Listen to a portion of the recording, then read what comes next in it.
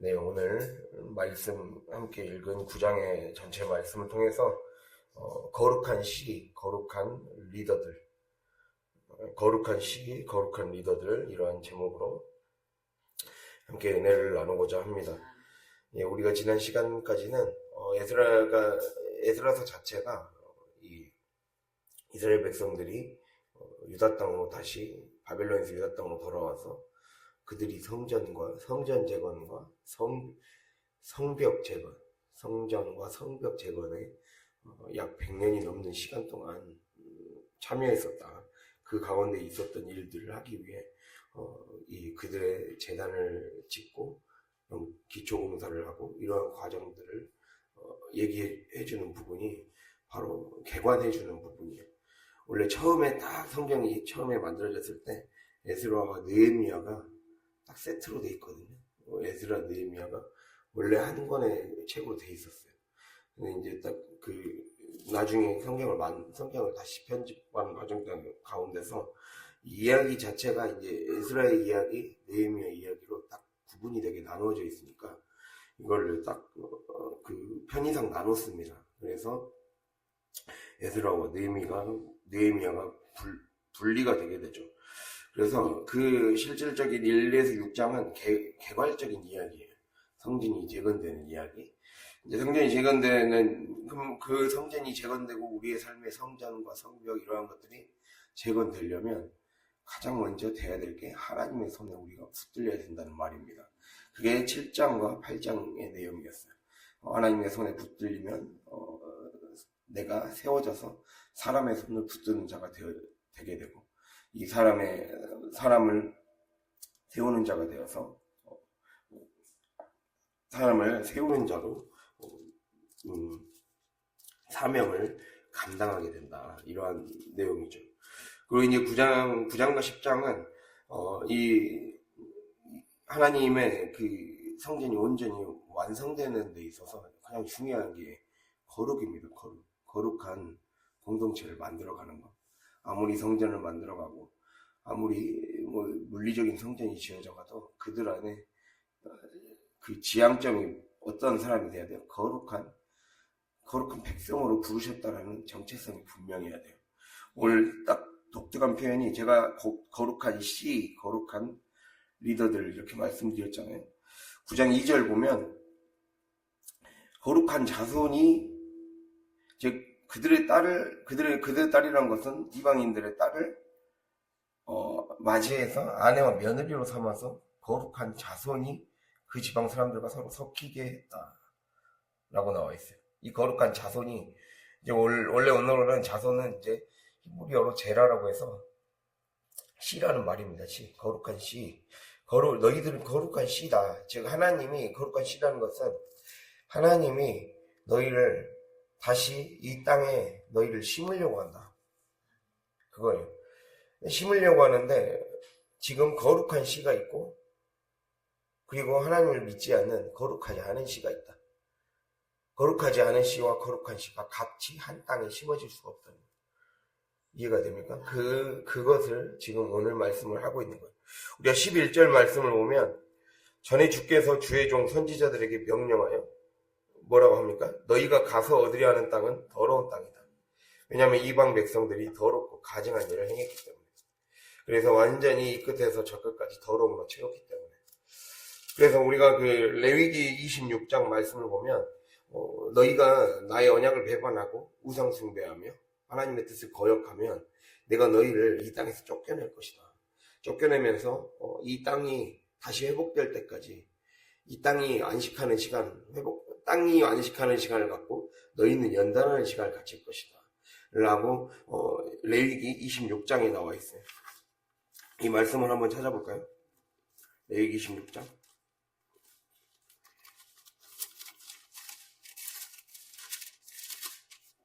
레위기 26장 34절.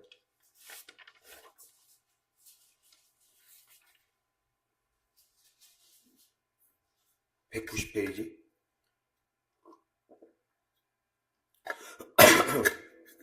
함께 읽겠습니다. 너희가 원수의 땅에 살 동안에 너희의 본토가 황무할 것이므로 땅이 안식을 누릴 것이라.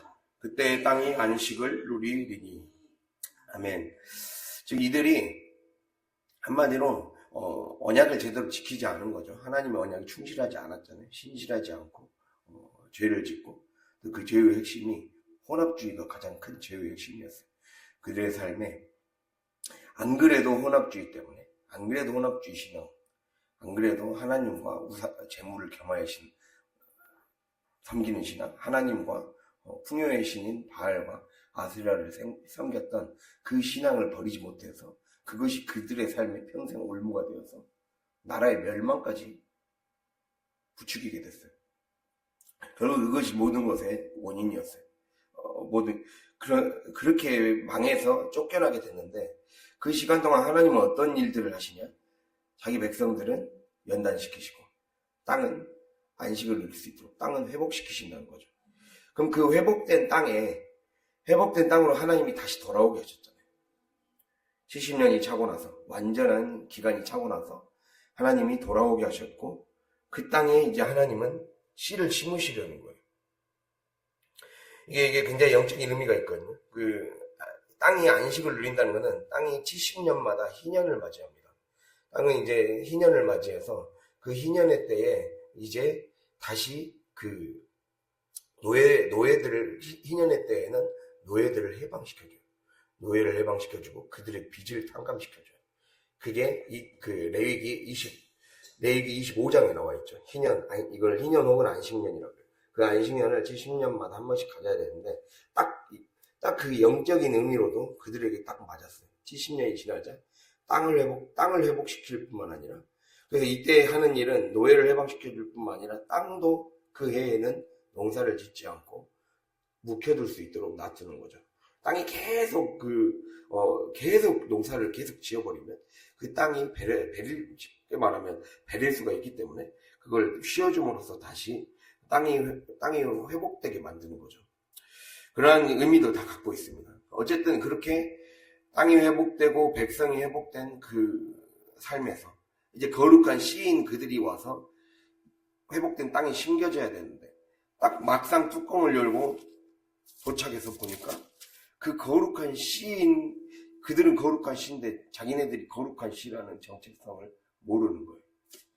자기네들이 얼마나 거룩한 씨인지, 얼마나 하나님이 택하신 귀한 자녀인지를 모르고 다른 씨와 합했단 말이에요.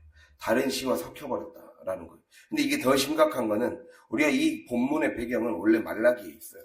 말라기 2장 11절 12절에 나오거든요. 말라기 2장 11절 12절, 이것도 한번 찾아볼까요?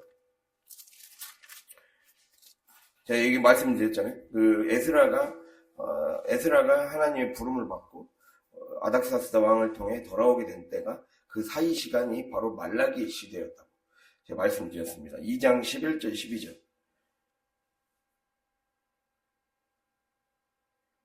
같이 읽을까요? 유다는 거짓을 행하였고 이스라엘과 예루살렘 중에서는 가증한 일을 행하였으며, 유다는 여호와께서 사랑하시는 그 성결을 욕되게 하여 이방신의 딸과 결혼하였으니, 이 일을 행하는 사람에게 속한 자는, 깨는 자나 응답하는 자는 물론이요 만군의 여호와께 제사를 드리는 자도 여호와께서 야곱의 장막의 가운데에서 끊어버리시리라. 아멘. 예, 이 말씀이 바로 오늘 에스라 9장의 배경과 똑같습니다. 즉 이들이 거룩한 자손인데, 거룩한 씨인데, 이 오늘 본문으로 돌아가면 이들과 혼인했다는 거예요. 근데 문제는 이들과 혼인하기 위해 기존의 이스라엘 백성의 아내들을 다 버렸어요. 예, 얘기 드렸잖아요. 말라기 설교할 때 이혼을 해버렸다. 예. 그 기존의 아내들을 다 버려버렸습니다. 그게 그냥 어느 한 소수 집단에서 생긴 일이 아니라 처음에 지도자들 집단에서 시작된 일이, 우리 보면 2절에 방백들과 고관들이 이 죄에 더욱 으뜸이 되었다 하죠. 이들에서 시작된 죄가 전 계층으로 퍼졌다는 거예요. 나오잖아요. 이스라엘 백성, 제사장들, 레위 사람들이 이 땅 백성들에게서 떠나지 않았다. 떠나지 않았다는 거는 특별히 분리하지 않았다라는 뜻이에요. 분리하다.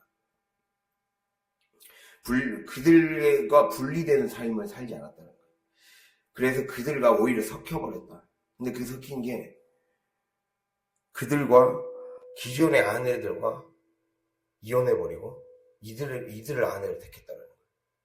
그러니까 오랜 제 15,000km 떨어진 지역에서 오면서 많이 이제 어려운 시간들을 겪었겠죠. 그러면서 이제 변하지 않는 현실 때문에 그들이 타협하게 된 거죠. 타협하게 되고, 그래서 물질적인 궁핍이나 가난 때문에 타협하게 되고, 그리고 그럼으로 인해 결국에는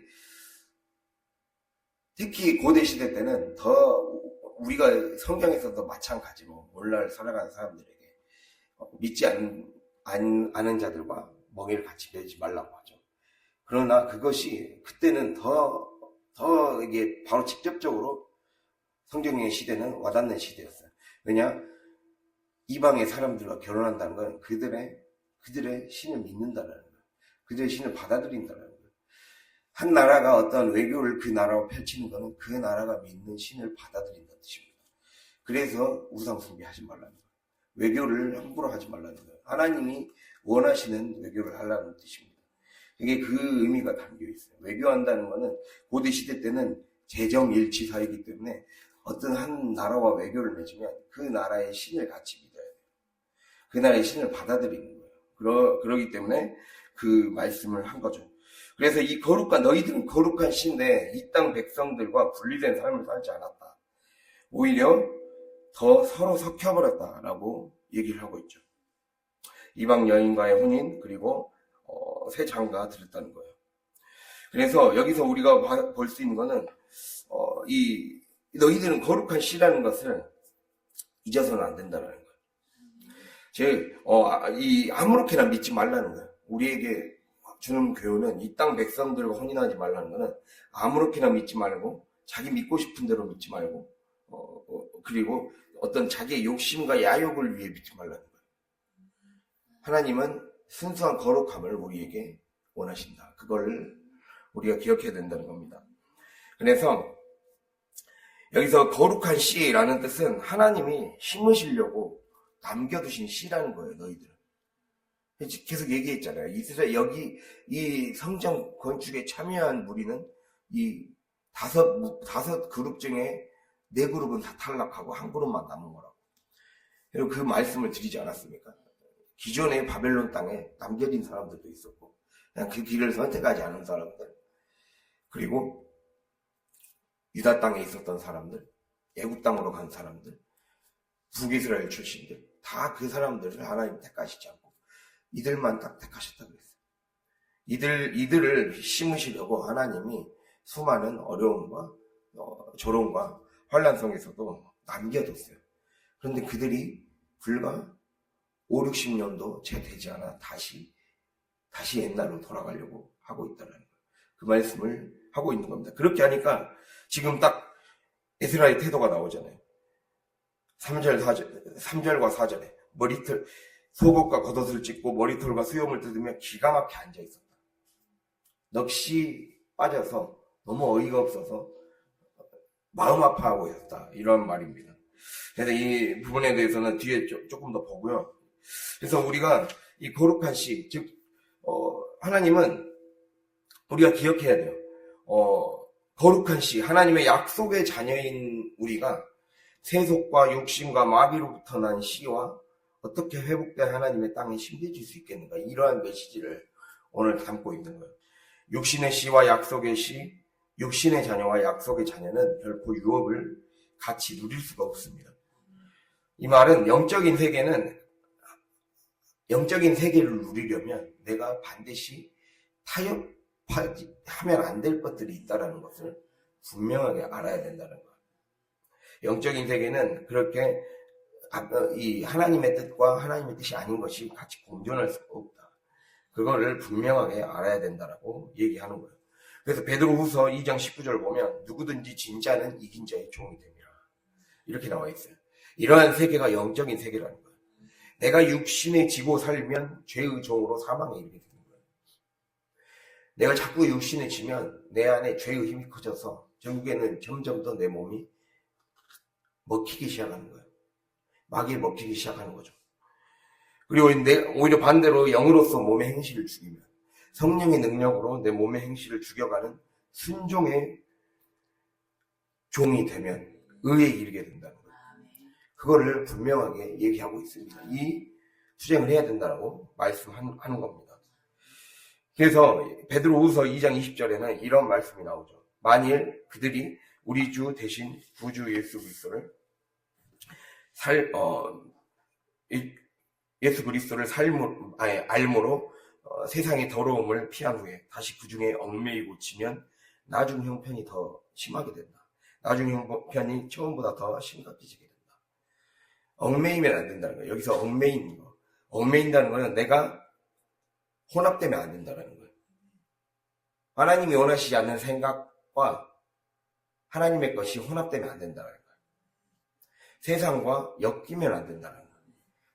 세속과 육신과 마귀. 이 세 가지는 항상 기억해야 되죠. 세속, 육신, 마귀와 마귀가 주는 올무에 걸려들면 안 된다는 거예요. 그렇게 되면 지게 된다. 내 삶의 질이 더 낮아진다는 거예요.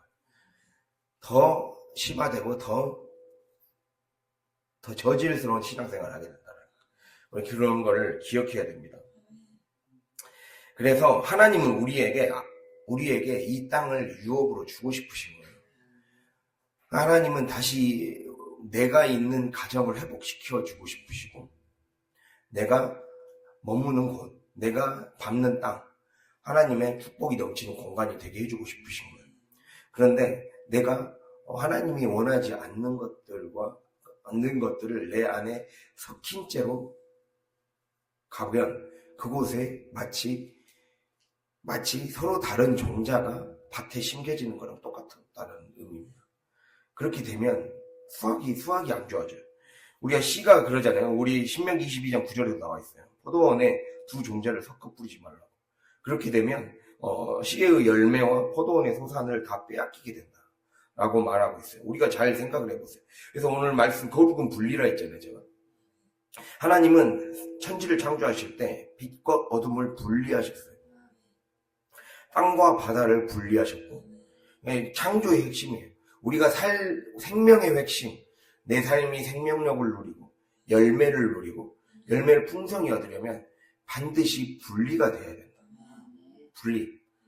분리가 되어서 내 삶이 하나님이 원하시는 그 땅에 분리된 채로, 육의 것을 분리된 채로 심어져야 열매를 맺는다는 거예요. 그래서 빛과 어둠을 분리하셨고, 땅과 바다를 분리하셨고, 밤과 낮을 분리하셨어요. 하나님은 동물과 사람을 분리해서 창조했어요. 둘을 섞어서 어떤 다른 종을 만든 게 아니에요. 이렇게 구별해서 분리해서 만들었어요. 섞지 않으셨어요. 그래서 이 거룩한 씨가 섞인다는 거는 이렇게 서로 다른 종자를 한 밭에 섞어 심는 거라는 거예요. 혹은 어떤 바람이나 어떤 그 곤충이나 동물 때문에 섞여버린 상태로 심어지는 거. 어떤 다른 외부의 요인에 의해. 그것이 지금 씨가 섞이는 거죠. 이렇게 원래는 종자가 순수하게 보존돼야 되는데, 우리는 순수하게 거룩이 보존돼야 되는데, 종이 섞여버리면 열매가 어떻게 맺어질지를 알 수가 없고, 수확도 왔다 갔다 해요. 이게 실제로 농사에서도 그런 일들이 일어난다는 거예요. 우리가 이걸 딱 보면요, 이 서로 다른 뿌리가, 그러니까 만약에 서로 다른 종자가 한 땅에 심어진다 해봐요. 그렇게 되면 이 뿌리의 깊이도 달라요.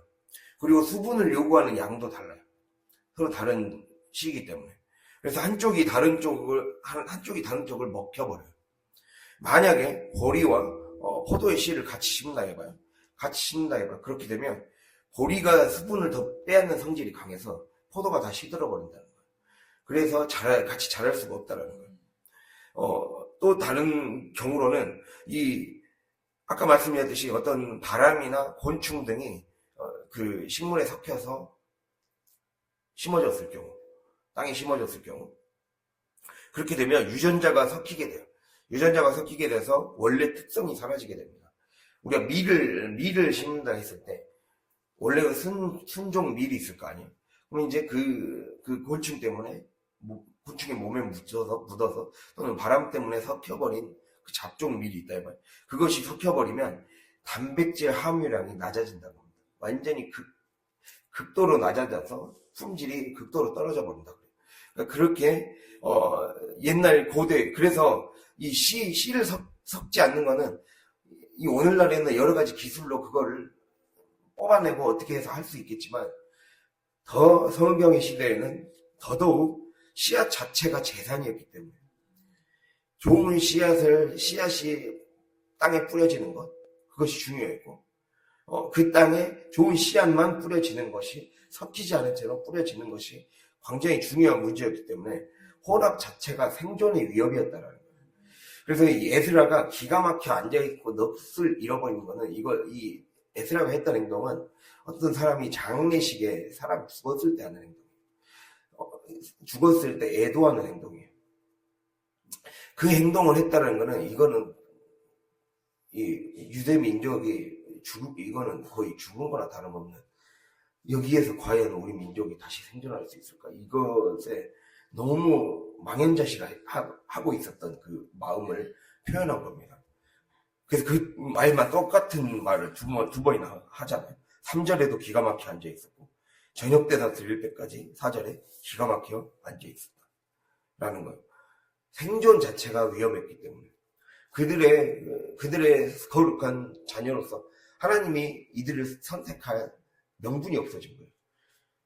그것이 그냥 일부에서만 생겨나는 것이 아니라 전 계층적으로 거의 대부분이 다 그렇게 해버린 일들을 해버렸기 때문에 심각했다는 겁니다. 그래서 우리가 굉장히 중요합니다.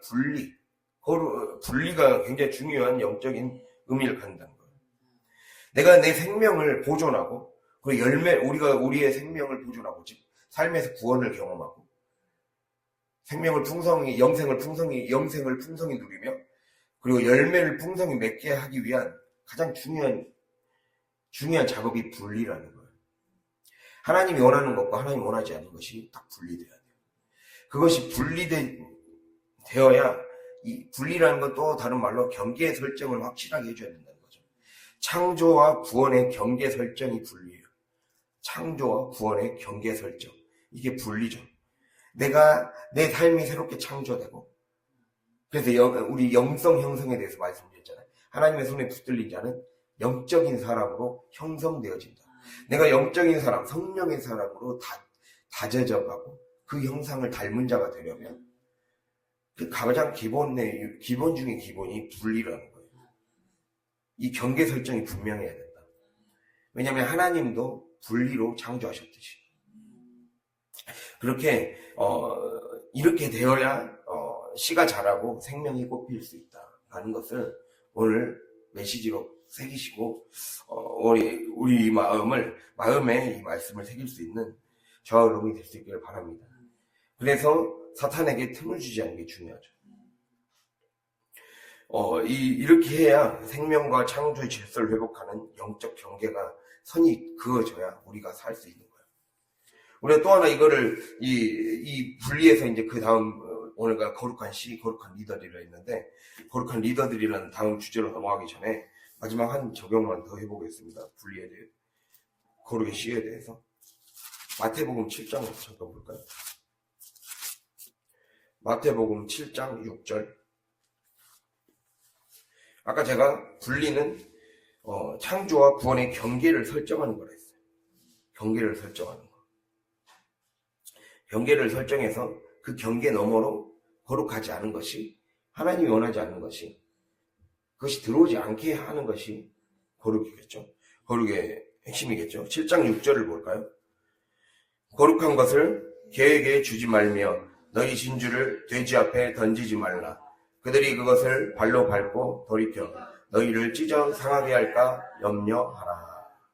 아멘. 자, 우리가 7장 6절을 보면 거룩한 것을 개에게 진주를 돼지 앞에 던지면 그들이 너희를 찢어 상하게 할 것이다.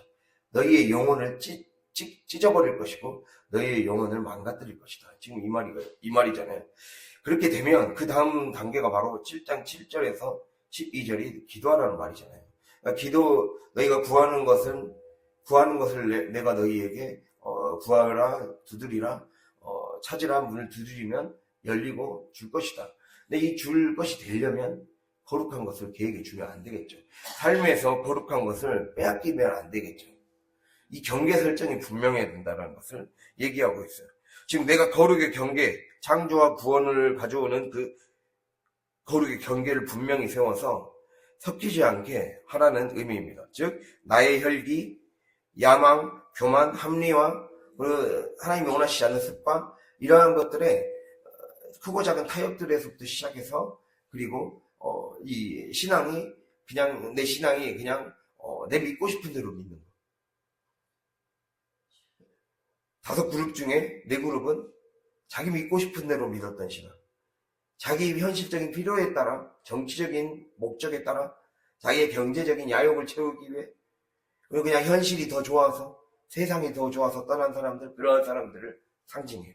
그러한 사람들은 떠나버렸고, 결국에 하나님이 너희를 택해 주셨는데, 너희들마저도 그 세상 사람들의 영향을 똑같이 또 받아버리면, 그게 섞이는 거잖아요. 그거는 섞이는 거기 때문에, 이게 섞이게 되는 거는, 내가 자꾸 내 혈기와 야망과 교만과 합리와 이런 것들이, 하나님이 원하시지 않는 것들이 자꾸 미세하게나마 섞이게 되면, 이거는 거룩한 것을 돼지에게 주는 진주를, 거룩한 것을 개에게 주고 진주를 돼지에게 주는 빌미를 제공해 준다는 거예요. 그 빌미를 제공해 주지 말라는 거예요. 그것을 주님이 우리의 삶에 말씀을 하고 있습니다. 왜냐, 너희들은 거룩한 씨이기 때문에. 그러니까 이거부터 생각을 해야 돼요. 아, 거룩한 씨구나. 내가 거룩한 씨가 되어서 다듬어져서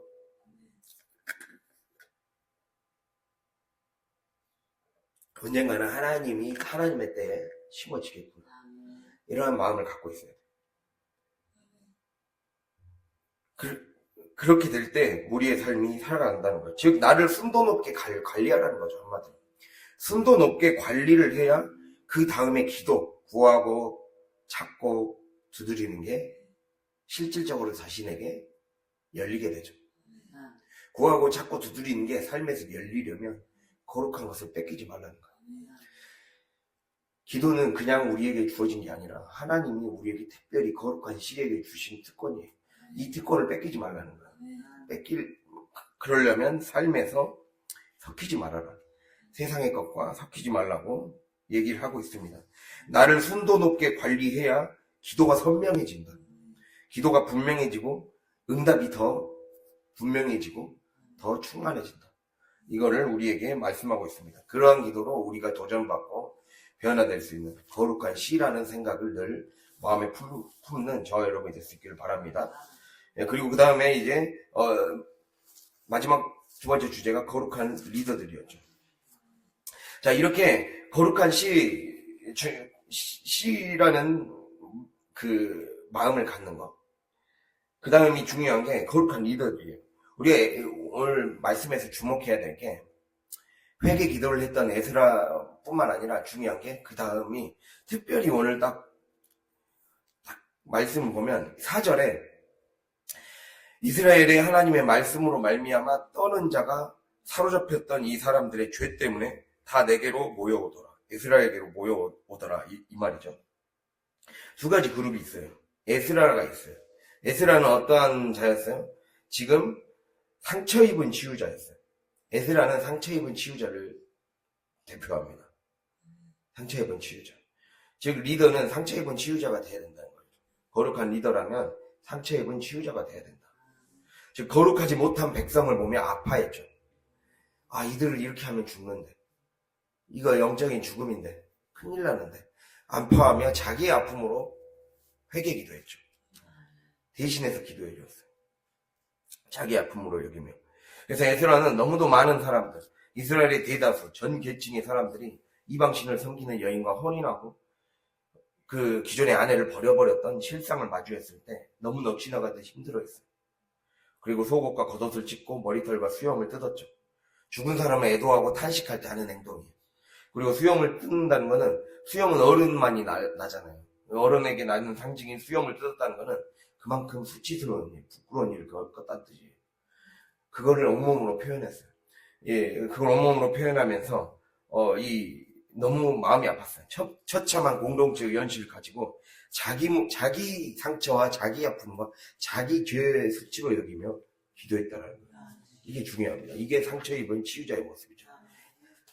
민족의 상처, 교회의 상처, 그리고 교회가 더 한 발짝 한 발짝 앞으로 나아가고 부흥하지 못하게 만들게 하는 죄악. 그 쓴뿌리, 그거를 나의 탓으로 여기고 기도하는 자. 하나님 그러한 사람은 찾고 있다는 거예요. 그래야 교회가 바뀐다는 거예요. 그래야 우리 가정이 열린다는 거예요. 그래야 거룩한 씨가 땅에 제대로 심어져서 열매를 맺을 수 있다라고 지금 말씀을 하고 있습니다. 그래서 이게 진짜 하나님을 믿는 모습이에요. 진짜 예수를 구주로 영접했다면, 진짜 영적 가족이라면 이렇게 영적인 죽음을 향해 가는 징후들을 잘 포착하고 내 아픔으로 여기고 이거를 고치기 위해 기도로 온갖 방법을 동원해서 이 영적인 방법으로 돌파해서 이걸 뚫어나가야 된다는 거예요. 그걸 얘기를 하고 있습니다. 그래서 믿지 않는 자들, 그리고 더 믿음이 성장하지 못하는 자들을 보며 우리가 마음 아파하며 기도할 수 있어야 된다. 이거를 주님이 우리에게 지금 말씀하고 있습니다. 지금 에스라는 이 민족의 현실을 보며 영적인 죽음의 날, 사망 선고의 날로 받아들였다는 뜻입니다. 그래서 하나님이 사망 선고를 받은 거나 다름없는 이 공동체, 하나님 살려주세요. 이 기도를 한 거예요. 지금 우리에게 그 마음을 가져라 라고 하고 있습니다. 그래서 더 특별히 에스라가 상처 입은 치유자라는 말을 할 수 있는 이유는 하나님의 상처와 아픔을 대신 느끼는 자의 고통을 그가 취했던 행동에서 영적으로 다 느낄 수 있기 때문이에요. 이 원래 성경의 인물은 다 예수님을 예표하는 행동들이 가끔씩 나올 때가 있습니다. 에스라의 행동에서도 예수님을 예표하는 행동이 나와요. 우리가 보면 5절이구나. 네, 저녁 제사를 드릴 때에 내가 근심 중에 일어나서 속옷과 겉옷을 찢은 채 무릎을 꿇고 나의 하나님 여호와를 향하여 손을 들었다. 이렇게 하고 기도를 들었다 나와 있죠. 자, 옷이 찢어진 채 무릎을 꿇고 하나님께 두 손을 들고 기도와 눈물을 쏟아냈다. 그래서 많은 이들을 회개와 결단으로 돌아오게 했죠. 10장 보면 이제 회개가 일어납니다. 그리고 결단하게 됩니다. 하나님 편에 설 것인가? 그냥 세상으로 돌아가서 세상과 타협할 것인가? 이게 딱 분명하게 갈라지게 돼요. 이 10장에서 그 결단이 나오거든요. 그래서 많은 사람들을 회개하고 결단하게 한 이것을 하나님이 에스라를 예수님같이 구원자로 쓰셨다라는 상징입니다. 예수님이 십자가 수면을 받기 전에 겟세마네에서 기도하시죠. 그리고 십자가에서 두 손을 펼치셨습니다. 두 손을 드셨고 그때 우리의 회복을 위해서 이 육신이라는 옷이 상처로 찢기고 굴욕을 겪도록 내어주셨죠. 그런 것처럼 이 에스라가 옷을 찢고 무릎을 꿇고 하나님께 드렸던 행동은 결국에는 그가 그렇게 마음을 찢고 나아갔을 때, 자기 상처로 받아들였을 때 하나님이 그의 기도와 그의 마음을 보시고 그를 민족의 구원의 길을 여는 사람으로 써주셨다라는 것이죠. 그래서 내가 이렇게 상처 입은 치유자로 깨어있다면, 깨어지게 된다면 하나님이 우리를 쓰신다. 구원의 도구로 쓰시게 된다. 이거를 기억할 수 있기를 바랍니다. 그리고 이것이 거룩한 리더들 중에 첫 번째 유형인 바로 상처 입은 치유자입니다. 그리고 두 번째가 바로 오늘 말씀처럼 4절의 말씀처럼 하나님의 말씀에 떨며 반응하는 자들 이렇게 나와 있어요. 4절에 하나님의 말씀으로 말미암아 떠는 자. 이 떠는 자라는 거는 이게 원래 이 말씀이 어떤 특정한 계층을, 특정한 집단을 가리키는 표현이거든요. 히브리어로 하레딤이라고 해서 거룩의 민감성을 지닌 자들, 이러한 뜻을 갖고 있습니다. 거룩의 민감성을 지니고 있는 자들.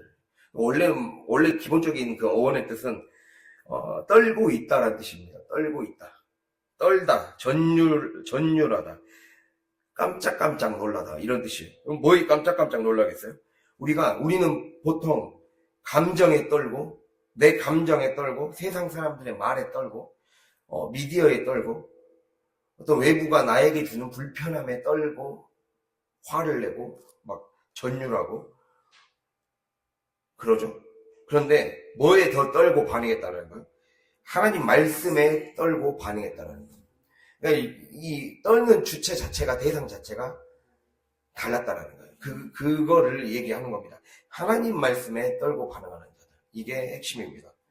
이 거룩의 민감성을 거룩 쪽으로 영성에 민감한 자들, 이 자들이었다는 겁니다. 그거를 지금 우리에게 지금 얘기해 주고 있어요. 즉 이 말은 말씀의 칼 그리고 성령이 스쳐가는 바람에도 떨며 반응하는 자들이었다는 거예요. 이거는 단순한 영적 예민함과 민감함만 얘기하는 것이 아닙니다. 늘 영적인 긴장 상태와 늘 하나님께 즉각적으로 반응하려는 마음의 자세를 얘기하는 거예요. 우리가 그러한 자세의 사람을 하나님은 찾고 있다는 거예요. 그래서 순종이 몸의 리듬을 넘어서서 내 삶의 호흡이 된 상태. 이게 하나님 말씀에 떨고 반응하는 자예요. 하나님 말씀을 이 몸에 우리가 느껴지는 어떤 그냥 자극이 오면 나타나는 본능적인 반응처럼 반응하는 사람들. 이게 우리의 소망이 돼야 돼요. 우리는 외부의 자극에는 엄청 빠르게 반응하잖아요. 누가 나에게 뭐 하는 말에 대해서는, 행동에 대해서는, 환경에 대해서는 빨리 반응하는데, 말씀은 징그럽게 빨리 반응을 안 하죠. 근데 이게 아니었다는 거예요. 말씀에 더 내 피부처럼 반응했다는 거예요. 내 피부처럼 반응했다. 이러한 의미를 갖고 있습니다. 그래서 우리가 이러한 사람이 되려면 세 가지의 특성을 가져야 돼요. 첫 번째는 감응성이라고 합니다. 뭔가를 감응한다는 말은 외부의 자극이나 변화에 민감하게 반응하는 걸 감응이라고 해요. 흔히 센스가 있다고 그러죠. 센스. 감각이 발달했다는 거예요. 어떤 거에 감각이 발달해서 딱 반응하는 것이 남들보다 남다르다. 이걸 감응이라고 하거든요, 우리말로. 지금 말씀의 칼끝에 즉각적인 반응을 하는 성질, 이 성질로 바뀌어야 된다. 우리의 대상이 이제는 말씀의 칼에 빨리 반응할 수 있는 자가 되어야 된다.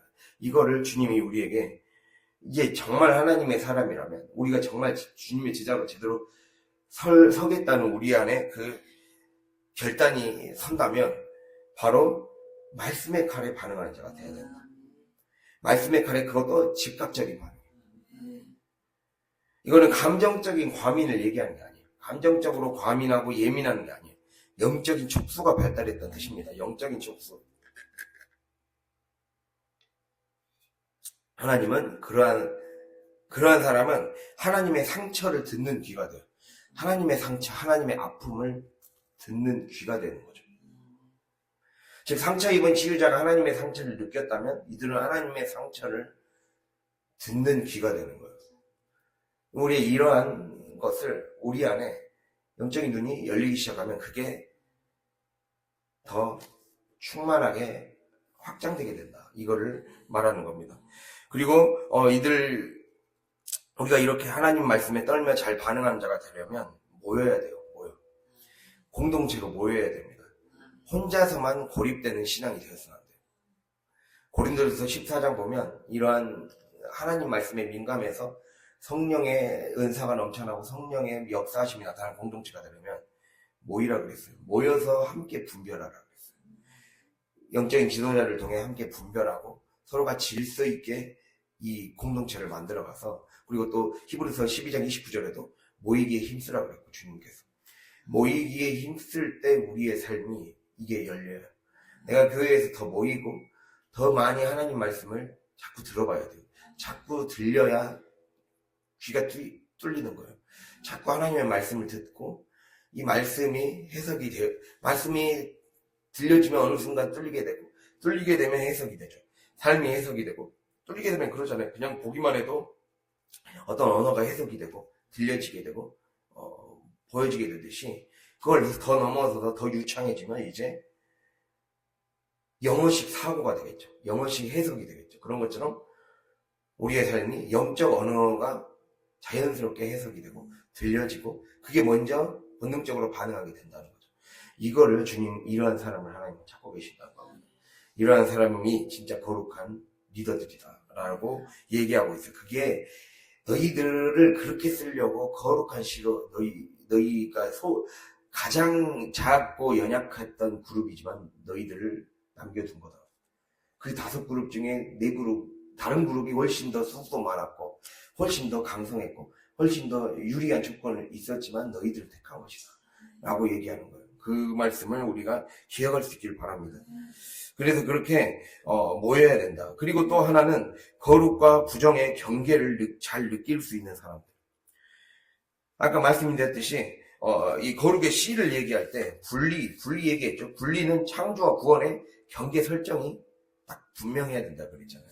그 분리의 경계를 잘 느끼는 사람이 돼야 돼요.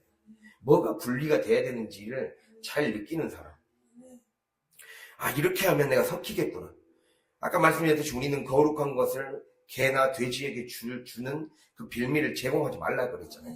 그럼 내가 이 행동을 계속해서 지속해버리면, 내 고집을 계속 불어버리면 여기서 끊어지겠구나. 위험해지겠구나. 이 위험성을 딱 느끼고 결단할 수 있는 그 감각이 있는 사람을 하나님은 찾고 계신다는 거예요. 그러한 사람이 되기를 주님이 우리에게 바라고 있습니다. 이 성령의 민감성, 거룩과 부정의 경계를 느끼는 사람들, 이러한 사람들, 즉 에스라와 같이 상처 입은 지우자, 그리고 이들같이 민감한 자들, 거룩한 것에 더 민감한 자들, 세상과 자기 감정과 자기 불편에 민감한 게 아니라 하나님의 불편함에 민감한 자들, 쉽게 말해 하나님의 불편함에 민감한 자들이죠. 거룩에 민감한 자들이란 거는 거룩은 절대 세상과 섞이지 않잖아요. 세상과 섞이지 않고 부정한 것과 섞이지 않고 하나님을 모욕하게 만드는 것하고는 섞이지 않잖아요. 그 섞이게 만드는 것들에 민감한 자, 우리의 민감의 대상이 이제는 바뀌어야 된다라고 주님이 말씀하고 있습니다. 우리가 이제는 이러한 자가 될 수 있도록 우리가 꿈을 꿀 수 있기를 바랍니다. 이러한 자는 복을 줄래야 안 줄 수가 없고 복의 통로가 될래야 안 될 수가 없다는 겁니다. 우리가 이러한 삶을 살 수 있기를 바랍니다. 거룩한 시, 거룩한 리더들이 되어서 정말 많은 영혼들을 살리고, 그래서 열방의 빛이 되어서 수많은 사람들에게 그 은혜의 길을 열어주는 우리 교회가 되고 저와 여러분이 될 수 있기를 간절히 바랍니다. 기도하겠습니다.